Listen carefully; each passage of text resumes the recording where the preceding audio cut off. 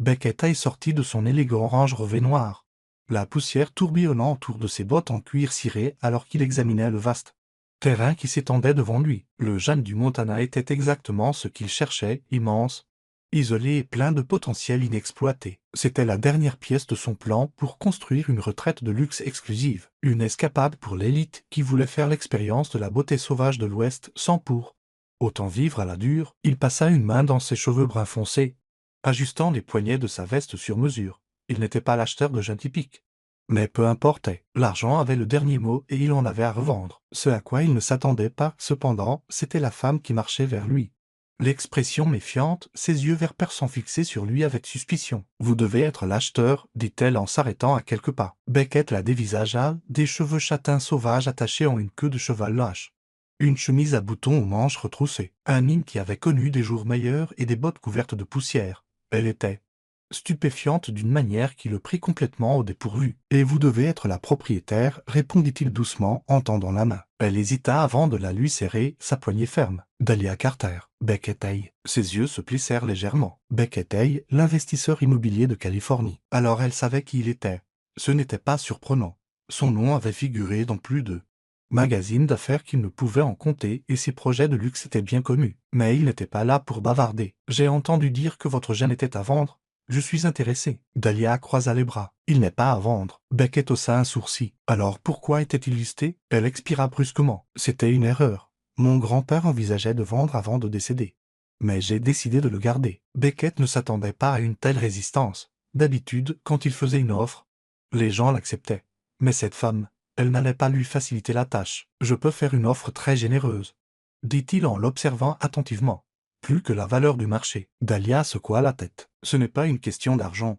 Cette terre appartient à ma famille depuis des générations. Je ne la laisserai pas devenir le terrain de jeu d'un milliardaire. Beckett eut un sourire narquois. Vous ne savez même pas ce que je compte en faire. Je connais votre genre. Sa voix était ferme. Vous transformez l'histoire en profit. Je ne laisserai pas ça arriver ici. Il aurait dû être agacé. Au lieu de cela, il était intrigué. Dahlia n'était pas intimidée par lui et n'était pas impressionnée par sa richesse. C'était rare. Je respecte ça, dit-il après un moment. Mais vous avez aussi beaucoup de réparations à faire. Les clôtures tombent en morceaux et la grange a l'air d'avoir traversé une guerre. Sa mâchoire se crispa. Je m'en occupe. Il pouvait voir l'épuisement dans ses yeux. Le poids des responsabilités qui pesaient sur elle. Ce Jeanne n'était pas seulement sa maison. C'était son héritage. Beckett expira, ajustant sa posture. Écoutez, je ne suis pas ici pour causer des problèmes, mais si jamais vous reconsidérez, je suis prêt à négocier. Dahlia l'étudia longuement. Eh bien, ne retenez pas votre souffle, monsieur Hay. Sur ce, elle se retourna et retourna vers la grange, le laissant là, plus intrigué qu'il ne l'avait été depuis longtemps. Ce n'était pas fini. Loin de là. Un partenariat inattendu. Le lendemain matin, Beckett se retrouva de nouveau au Jeanne. Il se dit que c'était parce qu'il n'aimait pas les affaires en suspens, mais au fond, il savait que c'était plus que ça. Il trouva Dahlia dans les écuries, en train de brosser une jument alezane. Elle leva les yeux quand il entra, les sourcils haussés. « Vous n'abandonnez jamais, n'est-ce pas? Pas quand je vois quelque chose qui mérite qu'on se batte pour. » Sa main s'arrêta à mi-course sur la crinière du cheval, mais elle se reprit rapidement. « Si vous êtes ici pour faire une autre offre, vous perdez votre temps. Je suis ici pour aider. » Cela provoqua une réaction. Elle se tourna pour lui faire face complètement. « Aider? Vous avez besoin de réparation. J'ai les ressources. » Il s'appuya contre le box en bois. « Laissez-moi vous aider à retaper l'endroit. » Elle rit en secouant la tête. Pourquoi un magnat de l'immobilier millionnaire voudrait-il m'aider à réparer un gène qu'il veut acheter? Il haussa les épaules. Considérez ça comme un investissement. Si jamais vous décidez de vendre, vous en obtiendrez un meilleur prix. Dahlia l'étudia, comme si elle essayait de trouver le piège. Et qu'est-ce que vous y gagnez? Beckett croisa son regard. Un défi. Elle ricana, mais un petit sourire étira ses lèvres. Vous êtes ridicule. Peut-être, dit-il en se détachant du box, mais je suis aussi sérieux. Laissez-moi aider. Elle hésita, puis soupira. D'accord, mais ne pensez pas que ça signifie que je vais vendre. Beckett sourit. Je n'y songerai même pas. En attrapant une paire de gants de travail, il ne put s'empêcher de sentir qu'il venait de s'engager dans quelque chose de plus compliqué que prévu. Et pour la première fois depuis longtemps, cela ne le dérangeait pas du tout. Beckett ne s'attendait pas à passer sa matinée à transporter du bois et à renforcer des poteaux de clôture, mais le voilà, manches retroussées, marteau à la main, la sueur brillant sur sa peau sous le soleil implacable du Montana. Le travail physique contrastait vivement avec ses réunions habituelles hors des gratte-ciel Ses contrats de luxe, mais étrangement, cela ne le dérangeait pas. Dahlia travaillait à ses côtés, ses mouvements précis, sa concentration sans faille. Elle parlait à peine, ne donnant des instructions que lorsque c'était nécessaire. Comme si elle était déterminée à ce que leurs interactions restent purement professionnelles. Mais Beckett n'était pas du genre à être ignoré. « Vous êtes efficace », remarqua-t-il en fonçant un clou dans le bois avec une aisance consommée. Dahlia le regarda, s'éplique. « Vous avez l'air surpris. »« Pas du tout », dit-il avec un grand sourire. Juste impressionné. Elle ne répondit pas. Mais il surprit la plus faible lueur de quelque chose dans son expression avant qu'elle ne se remette au travail, en milieu d'après-midi. Ils prirent une pause à l'ombre d'un vieux chêne. Dahlia lui tendit une bouteille d'eau sans un mot. « Vous faites ça tous les jours ?» demanda-t-il. « La plupart du temps, le travail au jeûne n'attend pas. » Il l'étudia, notant la force tranquille dans sa posture. Sa résilience silencieuse, elle ne se contentait pas de faire tourner le jeûne. Elle se battait pour lui. « Vous avez déjà pensé à engager de l'aide ?» Dahlia expira, regardant au loin. « J'avais une équipe complète, mais après le décès de mon grand-père, l'argent s'est fait rare. J'ai dû licencier la plupart d'entre eux. Donc vous gérez tout ça toute seule ? » Pas entièrement. Quelques saisonniers viennent quand j'ai besoin d'eux, mais oui. La plupart du temps, c'est moi. Vous auriez dû me le dire avant que je ne commence à faire des offres. Elle lui lança un regard vif. Pourquoi ? Pour que vous puissiez profiter de ma situation ? Il secoua la tête. Non, pour que je puisse aider. Dahlia ricana en se levant. Je n'ai pas besoin de la charité. Ce n'est pas de la charité, dit-il en se levant aussi. C'est un investissement en vous. Ses yeux se plissèrent. Pourquoi ça vous intéresse ? Il hésita. Il aurait pu lui donner une douzaine de raisons logiques. Mais aucune n'aurait été la vérité. Ça m'intéresse, c'est tout, dit-il simplement. La dette cachée. Beckett était de retour au Gênes avant le lever du soleil le lendemain matin. Il se disait que c'était pour les réparations, pour tenir sa parole. Mais alors qu'il regardait Dahlia travailler dans la lumière matinale, une tasse de café fumante à la main, il savait que ce n'était pas toute la vérité. Je pensais que les millionnaires faisaient la grasse matinée, dit-elle en sirotant son café. Beckett eut un sourire narquois. Je pensais que les propriétaires de Jeanne appréciaient le travail acharné. Elle expira. Le coin de sa bouche tressaillant, comme si elle réprimait un sourire, mais au lieu de répondre, elle se tourna vers la clôture, ses épaules se raidissant. Quelque chose la préoccupait. Il suivit son regard, apercevant un homme sortant d'un pick-up cabossé près de la grange. « Tout va bien ?» demanda prudemment Beckett. Elle ne répondit pas tout de suite. Puis, après un instant, elle dit « C'est Roll Bennett. » Beckett attendit. « Il a une créance sur une partie des terres, admit-elle, la voix tendue. » Cela attira son attention. « Quel genre de créance ?»« Mon grand-père lui a emprunté de l'argent il y a des années pour faire tourner le Gênes, il ne l'a jamais remboursé avant de mourir. » La mâchoire de Beckett se serra. « Combien ? » « Plus que ce que j'ai, admit-elle, la voix à peine plus qu'un murmure. » Et soudain, tout devint clair. Avant qu'il ne puisse dire quoi que ce soit, Roy les atteignit. « Dahlia, dit-il, la voix rauque. Le temps est écoulé. Je t'ai donné plus de temps que je n'aurais dû. Mais je ne peux plus attendre. J'ai juste besoin d'un peu plus de temps. » Roy secoua la tête. « Je ne peux pas. Soit la dette est payée, soit je prends ma part des terres. » « De combien manque-t-il ?» demanda Beckett, le ton neutre. Dahlia lui lança un regard furieux, mais Roy répondit avant qu'elle ne puisse l'arrêter. « 40 000, dit-il. » Beckett ne s'y amène pas.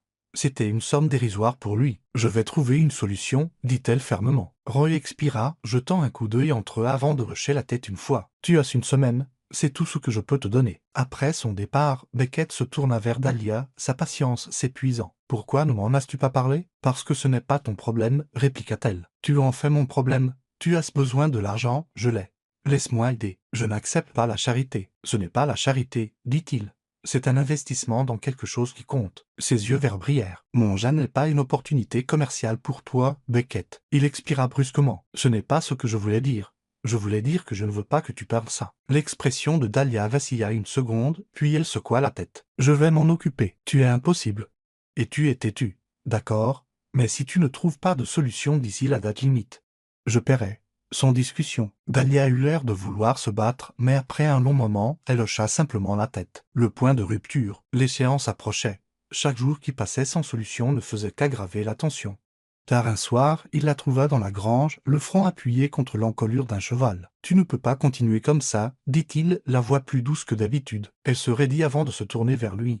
Il y avait des cernes sombres sous ses yeux. « Je n'ai pas le choix. » Beckett s'approcha. « Si, tu as ce choix. Je ne veux pas te devoir de l'argent, Beckett. Tu ne me devras rien. Je ne veux rien de toi.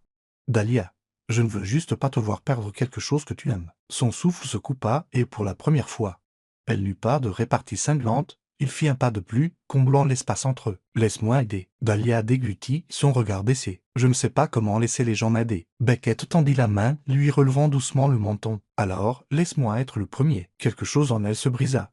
Puis, elle fit quelque chose qui fit voler en éclats le reste de sa retenue. Elle l'embrassa.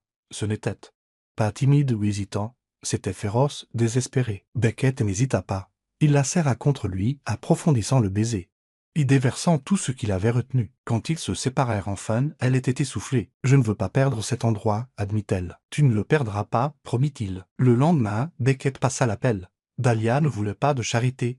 Alors il s'assura que ce n'en soit pas une. Au lieu de payer la dette, il organisa un accord commercial, un partenariat déguisé en investissement qui lui donnait le soutien financier dont elle avait besoin tout en lui laissant le contrôle et sa fierté. Elle se battit d'abord, mais finit par accepter, car quelque part en chemin, il ne s'agissait plus d'affaires. Beckett n'était pas seulement tombé amoureux du jeune, il était tombé amoureux d'elle, et il n'allait nulle part. Un nouveau départ, le premier matin après la conclusion de l'accord.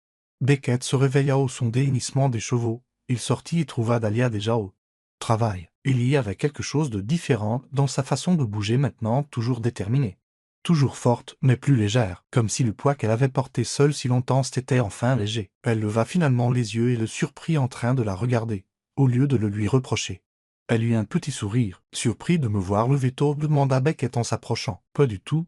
Je me suis dit que vous voudriez vous assurer que votre investissement était toujours debout. » Il rit. « On dirait que j'ai acheté une entreprise en faillite. Cet endroit est florissant. Il le sera maintenant que nous avons le soutien nécessaire. » Ils savaient tous les deux qu'il ne s'agissait pas seulement d'argent. Il s'agissait de confiance. Plus tard dans l'après-midi, ils partirent à cheval vers une section du jeune que Dahlia voulait restaurer.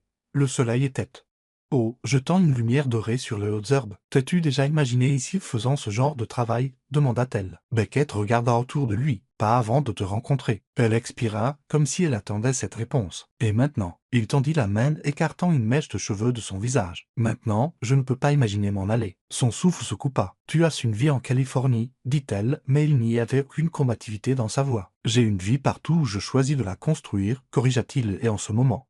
Tout ce que je sais, c'est que je veux être ici. Il prit sa main, entrelaçant leurs doigts. Alors je suppose que je vais devoir continuer à apprendre. Elle ne le lâcha pas et pour la première fois de sa vie.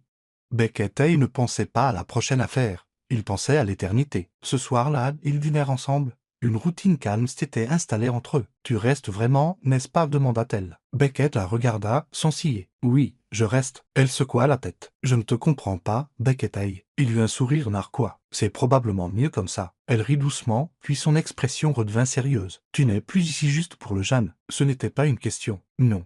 Je suis ici pour toi. » Dahlia baissa les yeux un instant. Quand elle les releva, il y avait quelque chose de brut dans son regard. « Je ne sais pas comment faire ça, » avoua-t-elle. « Faire quoi ?» Laisser quelqu'un entrer. Beckett tendit la main à travers la table et prit la sienne. « Alors on trouvera une solution ensemble. » Elle ne se retira pas. Au lieu de cela, elle tourna sa main pour que leurs doigts s'entrelacent. Une acceptation silencieuse passant entre eux. Le lendemain matin, alors que le soleil se levait sur les champs, ils partirent à cheval ensemble.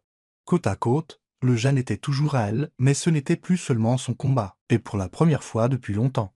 Dahlia Carter n'était plus seule. Beckett non plus. Ils avaient trouvé quelque chose qu'aucun d'eux n'avait cherché, quelque chose de vrai. Et cette fois, aucun d'eux n'allait le laisser partir.